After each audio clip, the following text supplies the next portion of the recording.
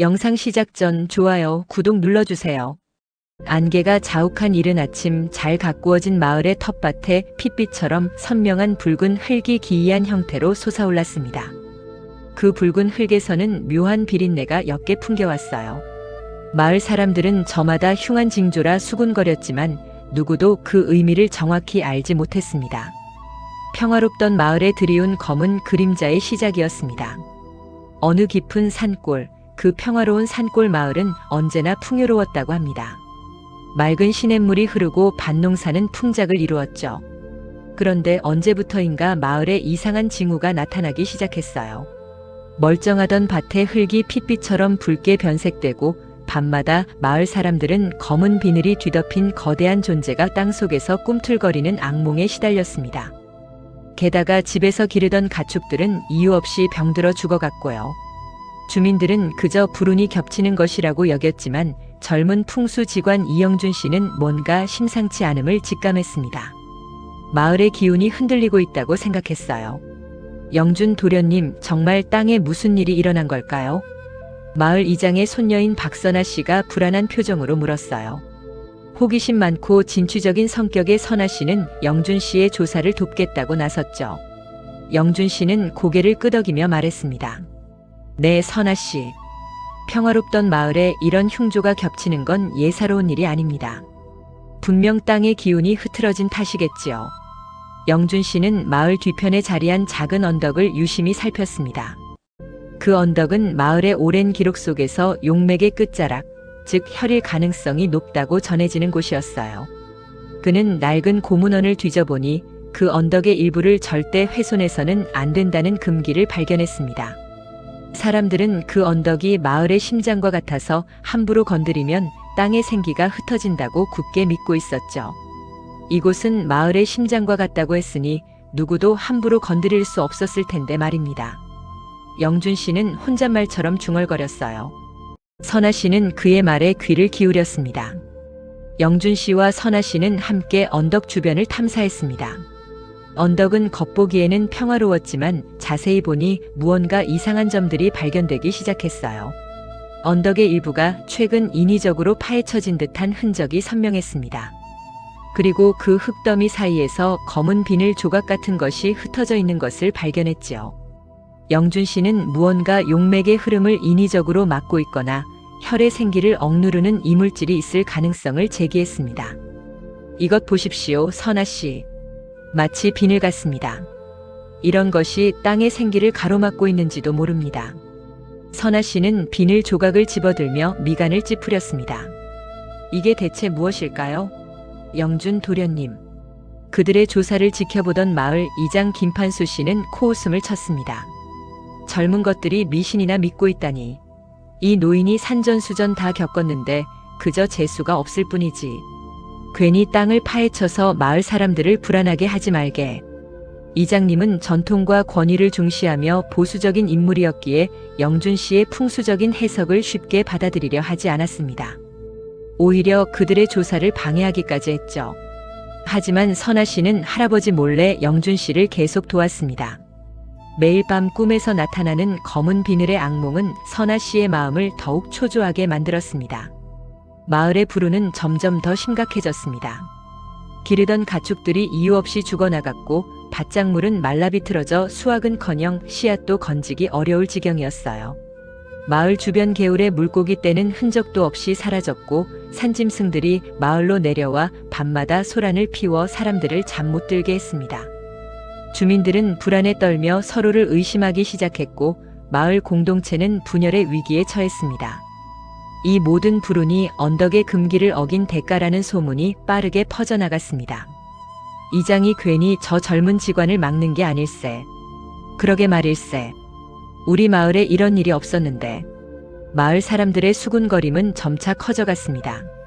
영준 씨와 선아 씨는 붉은 흙과 검은 비늘 조각의 성분을 더 자세히 조사했습니다. 놀랍게도 그것은 오래된 고문원에서 묘사된 땅의 기운을 잠재우는 저주의 이물질과 놀랍도록 일치했습니다. 이물질의 정체를 파헤치던 중 영준 씨는 충격적인 진실을 알게 되었습니다. 선아 씨, 이 오래된 기록을 보십시오. 이 이물질은 땅의 생기를 완전히 끊어버린다고 합니다. 그리고 이 그림은 마치 영준 씨의 눈길이 고문원의 사파에서 언덕에 파헤쳐진 흔적으로 향했습니다. 설마 할아버지가요? 선아 씨의 얼굴이 하얗게 질렸습니다. 영준 씨는 조심스럽게 고개를 끄덕였습니다. 놀랍게도 마을 이장 김판수 씨가 과거에 자신의 개인적인 욕심, 즉 땅을 확장하려던 생각 때문에 금기를 어기고 언덕 일부를 파헤쳐 이 이물질을 묻었던 것이었습니다. 그의 이기적인 행위가 용맥의 생기를 억누르고 있었던 것이죠. 텃밭에서 풍기던 묘한 비린내는 바로 이 이물질에서 비롯된 것이었어요. 마을 사람들의 밤마다 꾸던 악몽 속 검은 비늘은 바로 이 이물질의 형상이었던 것입니다. 모든 단서들이 하나의 진실을 가리키고 있었습니다. 영준 씨는 마을 이장에게 조심스럽게 진실을 밝히고 이장은 자신의 탐욕을 참회하며 오열했습니다. 자신의 욕심 때문에 마을 전체에 불행이 닥쳤다는 사실에 그는 무릎을 꿇고 용서를 빌었죠. 마을 사람들의 협력으로 이물질을 제거하고 용맥의 기운이 다시 흐르도록 복구 작업을 했습니다. 하지만 땅의 생기는 쉽게 회복되지 않았습니다. 언덕을 파헤치기 시작한 이장의 발목에 검은 비늘처럼 보이는 기이한 피부병이 퍼지기 시작했고 마을 사람들은 그 모습을 보며 쉽사리 공포에서 벗어나지 못했습니다. 땅의 분노는 아직 다 가시지 않은 것 같았어요. 용맥은 땅속에 흐르는 기운의 통로를 뜻합니다. 산맥이 뻗어 내려가는 형상으로 이 길을 통해 땅의 생기가 이동한다고 보지요. 우리 선조들은 용맥이 지나가는 자리를 찾아 집이나 묘를 쓰며 풍요와 건강을 빌었습니다. 마치 사람의 혈관처럼 용맥이 막히거나 훼손되면 땅의 생기가 흩어져 나쁜 영향을 미친다고 합니다. 방금 이야기에서 이장이 언덕을 훼손하고 이물질을 묻은 행동은 용맥을 막아 땅의 생기를 억누른 셈이에요. 이 이야기는 인간의 탐욕이 어떻게 자연의 조화를 깨뜨리고 결국 자신과 주변에 불행을 가져오는지 보여줍니다. 우리가 자연을 대하는 태도가 얼마나 중요한지 일깨워주는 교훈이죠. 검은 비늘은 이장의 발목을 타고 올라오고 아직 끝나지 않은 땅의 분노가 서서히 다른 곳을 향합니다. 과연 땅의 분노는 어디까지 이어질까요? 한여름 쨍한 햇볕 아래 최만복 대감의 저택 앞마당에 뜬금없이 거대한 돌탑이 무너져 내렸습니다. 쿵 하는 굉음과 함께 먼지가 자욱하게 피어올랐죠. 마을 어른들이 대대로 길러준 기운을 모으는 돌탑이었는데 이 돌탑이 무너지자 마을 사람들은 불길한 징조라고 수군거렸습니다. 이 불길한 징조가 거상 최만복 가문의 운명을 어떻게 바꾸어 놓을지 아무도 알지 못했습니다. 옛날 옛적 거상 최만복 대감의 집안은 대대로 불을 쌓아온 명문가였습니다. 그의 조상들은 돈 버는 재주가 남달랐고 마을 사람들은 그 집안에 항상 좋은 기운이 머물러 있다고 생각했어요. 그런데 어느 때부터인가 최만복 대감의 집안에 이상한 기운이 감돌기 시작했습니다. 대감 자신도 밤마다 심한 가슴 통증과 호흡 곤란에 시달리며 잠 못 이루는 날이 많아졌죠. 아버지와 할아버지가 겪었던 병처럼 반복되는 병이었습니다. 최만복 대감의 외동딸인 윤진아 씨는 아버지의 병과 집안에 닥쳐오는 불운이 단순한 우연이 아니라고 직감했습니다. 대물림되는 돌탑이 무너져 내린 날 이후 저택 마당의 흙에서는 검푸른 이끼가 유독 빠르게 번져나가기 시작했고요. 밤마다 저택 안에서는 마르지 않는 물 흐르는 소리가 마치 땅속 깊은 곳에서 울리는 듯이 반복적으로 들려왔습니다. 윤진아 씨는 책에서 배운 지식으로는 해결할 수 없는 일이라 판단하고 마을에서 오랜 지혜로 존경받는 박노인 풍수 직관을 찾아갔습니다. 박노인은 윤진아 씨의 이야기를 듣고 깊은 한숨을 쉬었습니다. 만복대감이 선조 대대로 지켜왔던 장풍득수의 원칙을 깨뜨렸다는 겁니다. 집안의 중요한 기운을 모으던 우물자리에 연못을 파고 금붕어를 키우는 등 인위적인 변화를 주었다고요. 물을 탐하면 땅의 생기가 혼탁해져 집안에 화를 부른다는 박노인의 경고에 윤진아 씨는 이 모든 불운이 아버지의 탐욕 때문이라는 사실에 충격을 받았습니다.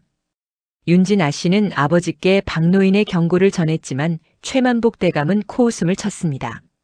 무슨 낡은 미신 같은 소리냐? 돈 되는 일이 우선이지 풍수 따위에 얽매일 텐가. 대감은 오히려 박노인의 말을 비웃기라도 하듯 연못을 더욱 넓히고 무너진 돌탑의 잔해를 깔끔하게 치워버리라고 명했습니다.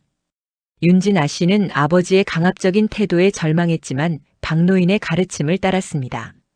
몰래 집안 곳곳에 정화수 항아리를 놓으며 혼탁해진 땅의 기운을 다독이려 노력했죠. 밤마다 들려오는 물 흐르는 소리는 더욱 크게 들리는 듯 했지만 그녀는 포기하지 않았습니다. 하지만 만복대감의 병세는 점점 악화되어 갔습니다. 그의 가슴 통증은 숨쉬기조차 힘들 정도로 심해졌고 저택의 연못에서는 역한 악취가 진동하며 검푸른 이끼는 걷잡을 수 없이 퍼져나갔습니다. 벽에서는 물기가 스며 나와 벽지가 젖어갔고 급기야 만복대감의 재산을 관리하던 수아가 큰돈을 들고 야반도주하는 사건까지 발생했습니다. 돈의 흐름이 막히듯 집안의 운기가 급격히 쇠퇴하는 것을 보며 만복대감은 그제야 박노인의 경고를 떠올리며 후회하기 시작했습니다. 윤진 아씨는 침통한 마음으로 아버지를 간호하며 해결책을 찾으려 애썼습니다. 어느 날 저택의 지하 창고에서 쏟아져 나오는 물기를 막기 위해 낡은 물건들을 치우던 중 윤진 아씨는 숨겨진 벽돌 하나를 발견했습니다. 벽돌을 조심스럽게 치우자 그 안에 꽁꽁 숨겨져 있던 오래된 족보 한 권이 모습을 드러냈습니다. 족보에는 최만복대감의 선조들이 무리 돈을 끌어모으는 동기가뭉의 터를 만들기 위해 얼마나 애썼는지, 그리고 절대 우물 주변을 변형하지 말라는 엄중한 가훈이 붓글씨로 또렷하게 적혀 있었습니다. 그제야 최만복대감은 선조들의 깊은 지혜를 자신의 눈앞의 탐욕으로 변질시켰던 어리석음을 깨달았습니다. 박노인이 말한 물 흐르는 소리는 땅의 기운이 뒤틀려 울부짖는 소리였고 검푸른 이끼는 혼탁해진 생기의 징표였습니다. 그의 가슴 통증 역시 조상들이 경고했던 금기를 어긴 대가였죠. 대감은 땅을 탐하고 보이지 않는 기운을 무시했던 자신의 오만함에 몸서리쳤습니다. 만복대감은 자신의 병과 집안의 불운이 모두 선조의 뜻을 거스른 탐욕 때문이었음을 인정하고 딸 윤진 아씨와 함께 박노인 직관에게 용서를 구하고 도움을 청했습니다. 박노인은 연못을 다시 옛 우물로 복원하고 혼탁해진 집안의 기운을 다잡기 위한 의식을 정성껏 치러주었습니다. 오랜 시간이 걸려 만복대감은 점차 기력을 회복했습니다. 하지만 그의 재산은 예전 같지 않았죠. 그는 모든 것을 내려놓고 겸손하게 여생을 보냈고 집안에는 다시 평온이 찾아왔습니다. 탐욕이 가져온 상처는 오랜 흉터로 남았지만 그들의 이야기는 후손들에게 귀한 교훈을 남겨주었습니다. 음양오행론은 우주 만물의 조화로운 기운을 설명하는 철학입니다. 우리 조상들은 이 땅의 모든 것이 음과 양 그리고 목, 화, 토, 금, 수 5가지 기운으로 이루어져 균형을 이룬다고 믿었어요. 이 기운이 서로 상생하고 상극하며 만물의 생명을 키워내고 인간의 삶에 영향을 준다고 보았던 것이죠. 최만복대감의 집안은 원래 장풍득수의 원칙에 따라 바람을 막고 물을 얻어 좋은 기운을 모으던 동기가뭉의 터였습니다. 하지만 만복대감이 우물을 연못으로 바꾸어 인위적으로 물의 흐름을 방해하자 물의 기운이 탁해지고 땅의 생생기가 혼탁해진 셈이었어요. 검푸른 이끼가 번지고 물 흐르는 소리가 불길하게 들렸던 것도 이처럼 음양오행의 조화가 깨진 결과라고 할 수 있습니다. 부유함은 눈에 보이는 재물뿐 아니라 보이지 않는 땅의 기운, 그리고 우리 마음의 조화로 이루어지는 것이었습니다. 선조의 지혜를 귀히 여기고 자연의 이치를 거스르지 않는 겸손한 마음이 진정한 번영을 가져온다는 것을 최만복대감의 이야기가 우리에게 일러주고 있습니다. 땅의 기운과 인간의 욕망이 얽혀 펼쳐진 이야기는 비단 어제 오늘의 일이 아닙니다. 과연 우리는 눈앞의 이익과 오랜 지혜 사이에서 어떤 선택을 하고 있을까요? 한밤중 달빛 아래 한 사내가 산골짜기 명당이라 불리는 조상의 묘지 앞에서 작은 나무 도장에 맹세를 새기듯 찍고 있습니다. 그 도장에 담긴 약속이 앞으로 어떤 운명을 가져올지 그 누구도 알 수 없었죠. 가난한 이서방 부부는 아무리 애써도 살림이 나아질 기미가 보이지 않아 늘 답답했습니다. 특히 병약한 어머니의 약값을 떼는 일은 이서방의 어깨를 짓누르는 큰 짐이었죠. 답답한 마음에 이서방은 산중에 있는 작은 암자의 노승을 찾아가 방법을 물었습니다. 노승은 인자한 얼굴로 이서방의 이야기를 듣더니 이렇게 말했습니다. 이복에 자네 조상 묘지가 바로 용진혈득의 명당 자리일세. 땅의 기운이 온전히 모여 복을 부르는 귀한 터전이란 말이지요. 허나 이 복을 받기 위해서는 조건이 따르네. 매년 초하루와 보름, 달이 가장 밝게 뜨는 그날마다 묘지를 찾아 땅의 기운을 보살피게나. 그리고 명심하게. 이 터에 개인적인 욕심을 내거나 함부로 터를 변형하여 사적인 이득을 취하려 해서는 아니 되네. 만약 그 금기를 어긴다면 땅의 기운이 뒤틀려 집안의 모든 복이 사라지고 자네는 모든 것을 잃고 병에 걸리는 대가를 치를 걸세. 이서방은 노승의 말을 반신반의했지만 지푸라기라도 잡는 심정으로 그 맹세를 작은 나무 도장에 새겨 묘지석에 찍었습니다. 그리고 아내 김씨 부인에게도 노승의 말을 전했지요. 노승은 맹세를 찍은 이서방의 도장을 보며 욕심으로 터를 어지럽히면 모든 복이 사라지고 가장이 병든다는 금기를 다시 한번 강조했습니다. 그날부터 이서방 부부는 노승의 가르침을 따라 성실하게 묘를 돌보며 정성을 다했습니다. 매 초하루와 보름이면 묘지를 찾아 풀을 뽑고 주변을 정갈하게 가꾸었죠. 그러자 거짓말처럼 집안에 풍요가 찾아오기 시작했습니다. 밭작물은 그 어느 해보다 풍성했고 어머니의 병세도 점차 호전되어 기력을 되찾으셨습니다. 이서방은 몸도 마음도 건강해지며 평화로운 나날을 보냈어요. 하지만 김씨 부인은 명당의 효험이 너무 강력하자 이 터를 이용하여 더 큰 부를 쌓을 욕심을 품기 시작했습니다. 이 묘지 옆에 작은 밭이라도 일구면 채소가 더 잘 자라지 않겠어요? 직접적으로 묘를 건드린 것도 아닌데. 김씨 부인은 이서방 몰래 묘지 터 주변에 작은 밭을 일구고 상추와 오이를 심었습니다.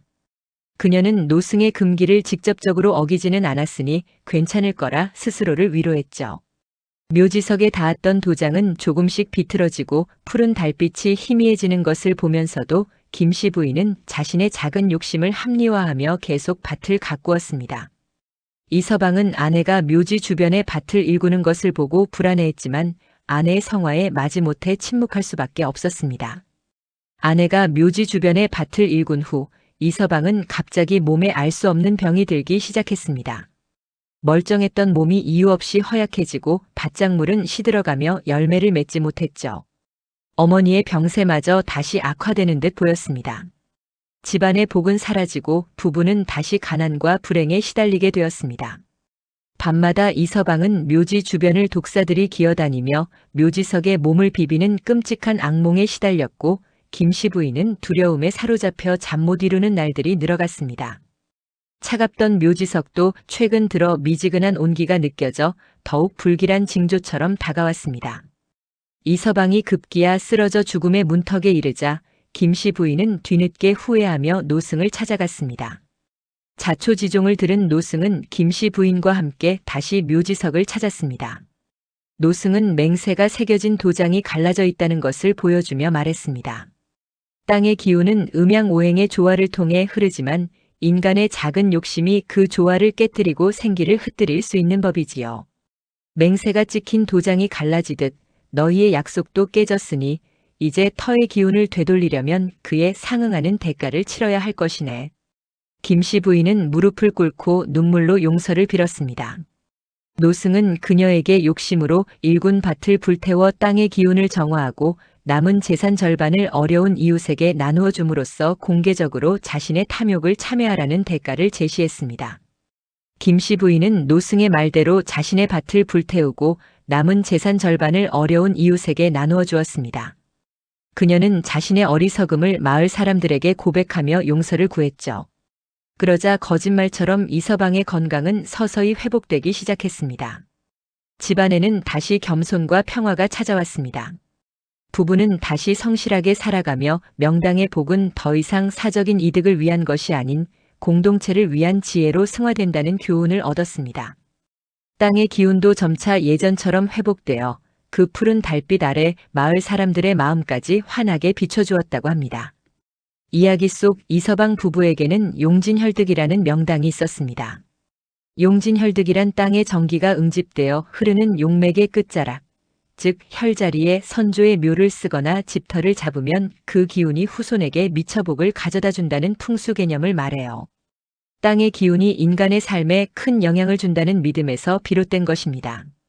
이 명당의 생기를 보살피는 것은 결국 땅과 사람이 조화롭게 살아가는 음양오행론의 이치를 따르는 일이었던 셈이죠. 하지만 김씨 부인이 명당 터에 대한 욕심을 부려 땅의 기운을 해치려 했을 때 그 복이 오히려 화가 되어 돌아왔습니다.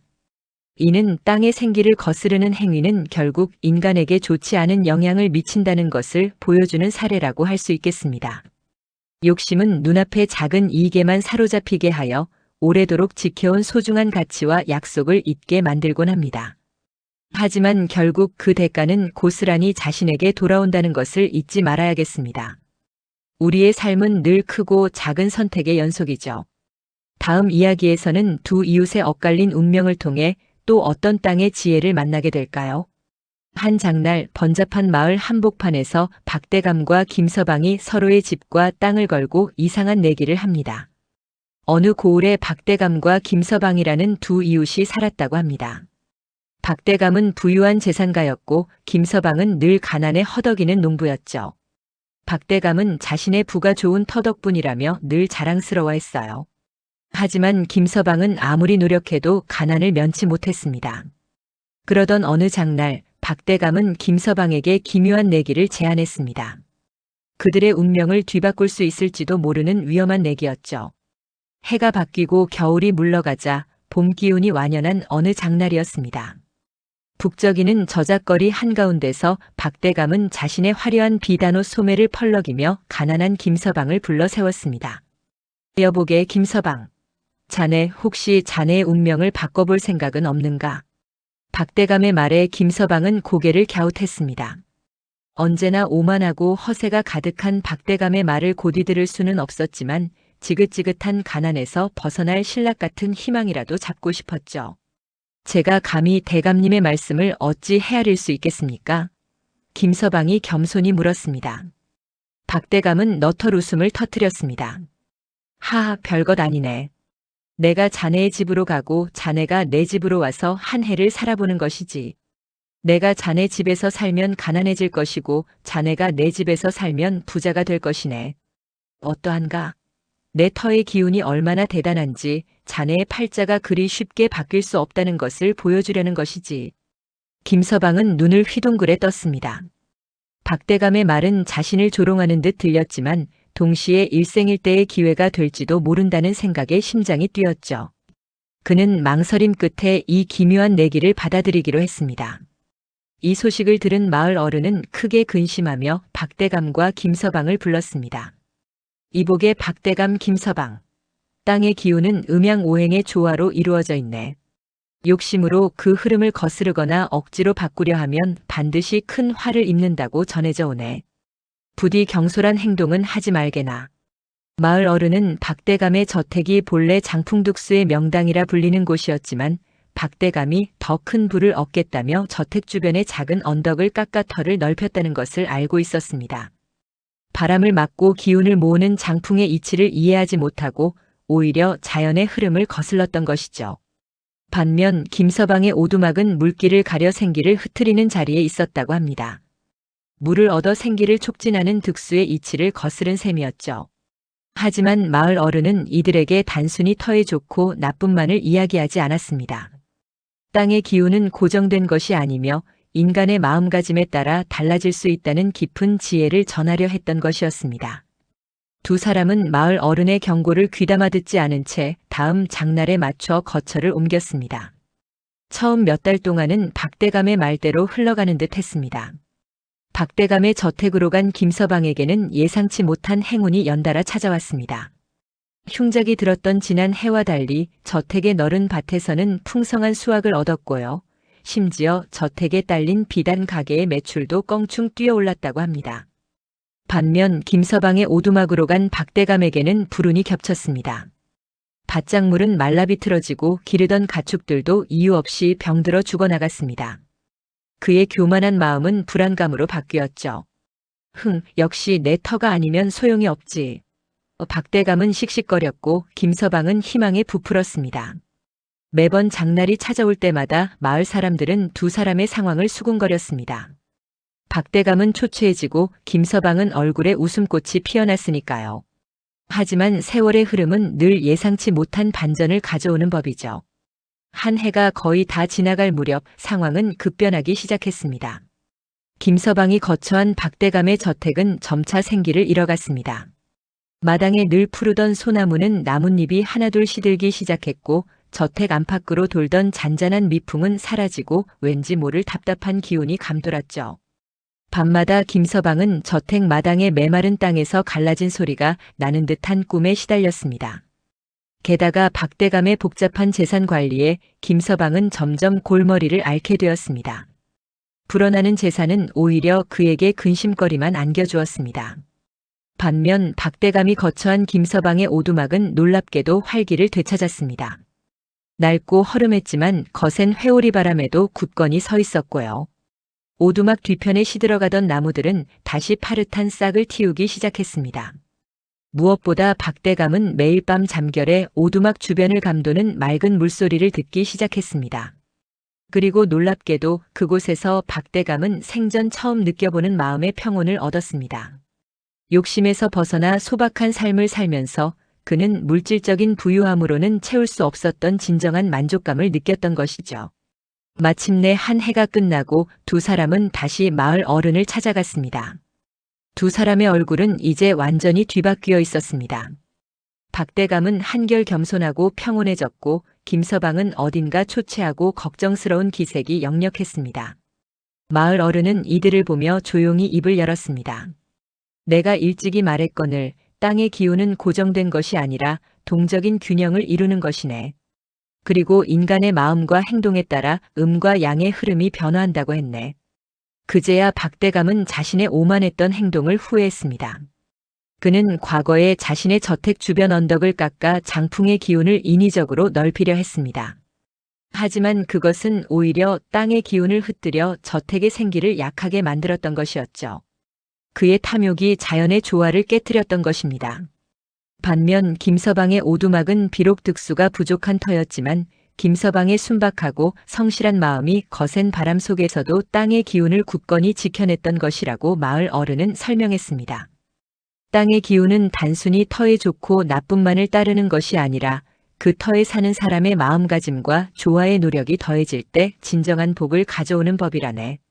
내기에서 엇갈린 운명을 겪은 박대감과 김서방은 그제야 서로의 처지를 깊이 이해하고 진심으로 화해했습니다. 박대감은 자신의 오만과 탐욕을 뉘우쳤고 김서방은 겸손한 마음으로 박대감의 저택이 다시 생기를 찾도록 돕는 일에 발벗고 나섰습니다. 그 후 두 집안은 이전과는 다른 방식으로 조화롭게 살아가기 시작했습니다.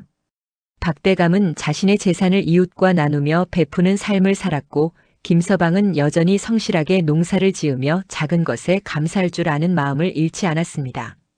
이들의 이야기는 풍수가 단순히 땅의 이치만을 따르는 것이 아니라 인간의 마음가짐과 자연과의 조화로운 노력이 더해질 때 진정한 복을 가져온다는 깊은 교훈을 남겼다고 전해집니다. 음양오행론은 우주 만물의 조화로운 흐름을 설명하는 동양 철학입니다. 풍수에서는 이러한 음양오행의 원리를 바탕으로 땅의 기운을 해석하는데요. 그중 장풍은 바람을 잘 막아 땅에 좋은 기운이 흩어지지 않고 모이게 하는 것을 뜻하고 득수는 주변의 물을 잘 얻어 땅의 생기를 북돋는 것을 의미합니다. 또한 동정은 땅의 기운이 움직이는 것과 고요한 것의 조화를 일컫는 말이죠.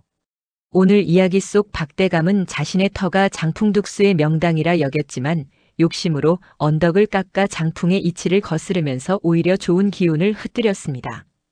반대로 김서방은 비록 득수가 부족한 터였으나 그의 순박하고 성실한 마음가짐이 오히려 땅의 기운을 동적으로 변화시키며 조화를 이끌어낸 것이라고 할 수 있습니다. 이처럼 풍수는 단순히 지형을 보는 것을 넘어 땅의 음양오행론적 조화를 어떻게 해석하고 대하느냐에 따라 그 결과가 달라진다고 합니다. 땅의 기운은 겉으로 보이는 조건만으로 정해지는 것이 아니라고 합니다. 인간의 마음가짐, 즉 탐욕과 오만함이 아닌 순수하고 겸손한 마음이 진정으로 땅의 생기를 움직이고 스스로의 운명을 바꿀 수 있다는 것을 이 이야기는 알려주고 있습니다. 인간의 마음이 땅의 기운마저 바꿀 수 있다는 이 놀라운 이야기는 우리에게 깊은 생각거리를 남기죠. 그렇다면 다음 이야기는 또 어떤 흥미로운 삶의 지혜를 전해줄까요? 아득한 옛날 깊은 산골에 자리 잡은 작은 마을이 있었습니다. 이곳에는 병약한 어머니를 모시는 효심 깊은 청년 박효자가 살고 있었죠. 살림은 늘 어려웠지만 그 무엇보다 박효자의 마음을 아프게 한 것은 나날이 깊어지는 어머니의 병세였습니다. 마을의 유일한 생명줄 같았던 오래된 우물마저 바닥을 드러내면서 마을 사람들은 저마다 한숨을 쉬며 마을의 생기가 다했다고 수군거렸습니다. 메마른 산자락 고요한 우물가에 홀로 선 박효자는 차가운 달빛 아래 두 손으로 우물물을 떠올리며 간절한 기도를 올리고 있었어요. 박효자는 매일 밤 우물가에 앉아 어머니의 쾌유를 빌었습니다. 어머니의 병은 좀처럼 나아질 기미를 보이지 않았고 박효자의 마음은 타들어갔습니다.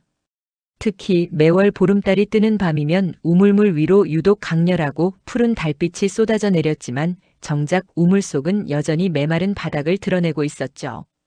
바닥은 쩍쩍 갈라져 있었고 이따금 그 안에서 기이한 울림소리가 들리는 듯 했습니다. 어머니의 몸에서는 시간이 지날수록 점점 더 차가운 기운이 강하게 느껴졌어요. 아들이 애써 가져다주는 약도 정성껏 끓여주는 죽도 어머니의 기력을 되돌리기에는 역부족이었습니다. 어느 날 밤 평소처럼 우물가에서 기도를 하던 박효자 앞에 호련히 백발 노인 한 분이 나타났습니다. 노인은 빛바랜 도포를 걸치고 있었지만 그 눈빛은 세상의 이치를 꿰뚫어 보는 듯 깊고 현명해 보였어요. 청년 자네의 간절한 효심이 여기까지 닿았네. 노인은 박효자에게 조용히 말을 건넸습니다. 박효자는 놀라움을 금치 못했지만 이내 허리 굽혀 예를 갖추었습니다. 노인장 소인 어머니의 병환으로 마음이 찢어지는 듯합니다. 이 우물마저 메말라 마을의 생기가 사라진 듯하니 어찌해야 좋을지 모르겠습니다. 박효자가 답하자 노인은 우물을 가리키며 말했습니다. 이 우물이 바로 마을의 혈자리이자 생기가 모이는 곳일세. 허나 오래전 마을 사람들이 오기행지 중의 이치를 거스르고 우물을 너무 깊이 파내어 땅의 기운을 억눌러 버렸다네. 혈을 회복하려면 순수한 마음과 간절한 효심이 담긴 희생이 필요할 것이네. 백발 노인의 가르침은 박효자의 마음에 깊이 새겨졌습니다. 그날부터 박효자는 노인이 알려준 대로 우물 바닥에 쌓인 흙을 맨손으로 퍼올리기 시작했습니다. 차가운 우물 바닥에 흙을 한 삽 한 삽 퍼내며 그는 혈의 기운을 되살리려 노력했죠. 어머니의 병세는 나아질 기미가 없었고 오히려 몸에서 느껴지는 차가운 기운은 더욱 강해지는 듯 했습니다. 박효자는 우물에서 퍼올린 흙을 매일 어머니의 병상 곁에 놓아두며 어머니의 쾌유를 향한 희망을 놓지 않았습니다.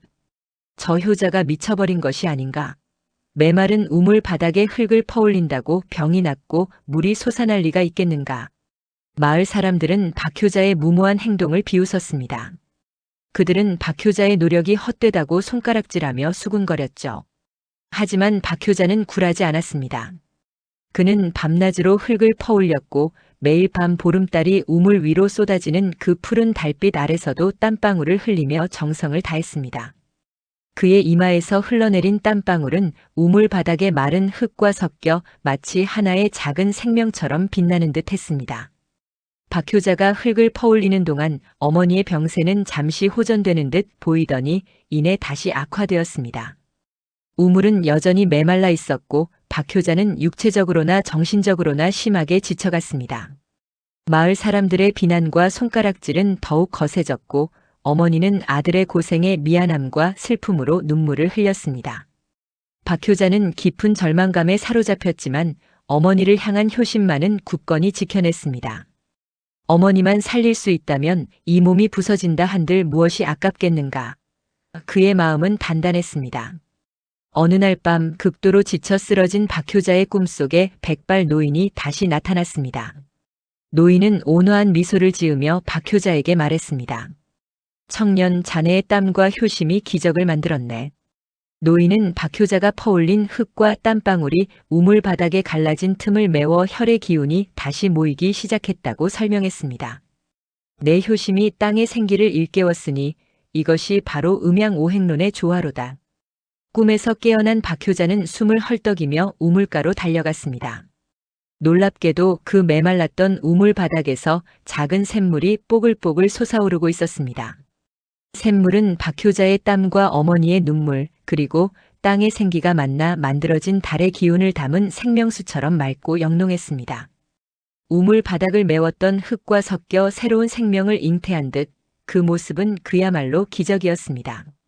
박효자는 조심스럽게 샘물을 떠서 병상에 누워 계신 어머니께 가져다 드렸습니다.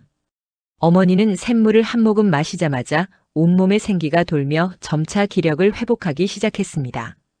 놀랍게도 차가웠던 어머니의 몸에서 따뜻한 온기가 느껴졌죠. 우물은 점차 맑고 깨끗한 물로 가득 차올랐고 바닥에 갈라진 틈새를 메운 새로운 흙과 함께 활기찬 물길이 이어졌습니다. 마을 사람들은 이 기적 같은 광경을 보고는 박효자에게 존경의 눈빛을 보냈습니다. 박효자의 이야기는 마을에 널리 퍼져 진정한 풍수는 단순히 명당을 탐하는 것이 아니라 순수한 마음과 효심이 땅의 생기를 되살리는 위대한 힘이 된다는 것을 모두에게 일깨워 주었습니다. 박효자 가족은 다시 평화롭고 풍요로운 삶을 살게 되었고 마을은 이전보다 더욱 번성했습니다. 방금 들으신 이야기에는 음양오행론이라는 중요한 풍수적 원리가 담겨 있습니다. 음양오행론은 우주 만물이 음과 양의 조화로 이루어져 있고 목, 화, 토, 금, 수의 5가지 기운이 서로 상생하고 상극하며 순환한다는 자연 철학입니다. 이야기 속에서 마을 사람들이 우물을 깊이 파내어 땅의 기운, 즉 혀를 억누른 것은 오행의 균형을 깨뜨린 행위였습니다. 그러나 박효자가 흘린 땀방울과 정성이 메마른 땅에 새로운 생기를 불어넣어 다시 물이 솟아나게 한 것은 바로 이러한 음양오행론의 조화를 회복한 상생의 과정이었던 것이죠. 우리는 때로 눈에 보이는 이익과 물질적인 풍요만을 좇아 중요한 가치를 잊고 살곤 합니다. 하지만 진정한 복과 행복은 결코 외부에서 찾아오는 것이 아닙니다. 우리 주변의 자연과 타인에 대한 순수한 마음, 그리고 묵묵히 흘린 정성에서 시작된다는 것을 이 이야기는 우리에게 깊이 알려주고 있습니다. 마음과 땅의 조화가 이뤄낼 수 있는 기적은 이토록 놀랍습니다. 여러분의 삶 속에서는 어떤 기운들이 조화를 이루고 있나요?